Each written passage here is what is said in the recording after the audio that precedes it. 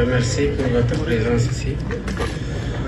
à l'occasion de la visite du chantier de l'aéroport de Ziguinchor que nous venons d'effectuer et qui a permis de constater avec satisfaction la reprise des travaux, mais surtout au-delà de la reprise, le rythme auquel les travaux avancent. Nous avons tenu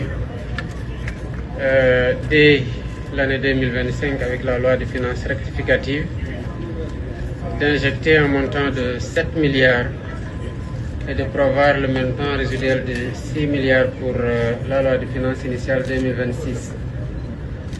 Ce montant nous permet de tenir le délai auquel l'entreprise s'est engagée pour la livraison du chantier, à savoir la fin du mois d'avril 2026. Et cela est d'autant plus important que la région de Ziguinchor, comme vous le savez, est un maillon essentiel du déploiement de la politique de territorialisation que nous avons entreprise depuis que nous sommes arrivés à la tête du pays. Ziguinchor a un potentiel énorme sur le plan touristique, sur le plan culturel, sur le plan économique. Et c'est la raison pour laquelle nous avons jugé qu'il était d'une priorité, d'une très haute priorité que le chantier de l'aéroport puisse être finalisé et que la desserte à Ziguinchor à partir des autres pôles de connexion puisse être assurée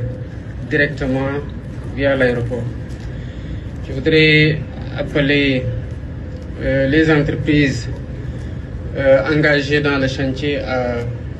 continuer à donner le meilleur d'eux-mêmes pour que la conception architecturale de haute facture et la qualité des travaux qu'ils sont en train de délivrer puissent accompagner la finalisation du chantier. Évidemment, je compte sur la rigueur du ministre en charge des infrastructures et la vigilance du ministre des Transports terrestres aériens pour que les délais soient tenus et que grâce à cet aéroport-là, Ziguinchor reprenne sa respiration à plein poumon en termes d'accessibilité, comme nous le voulons de toutes les autres régions du Sénégal dans lesquelles le programme est déroulé, et pour les autres régions dans lesquelles il n'est pas encore déroulé, qui vont bientôt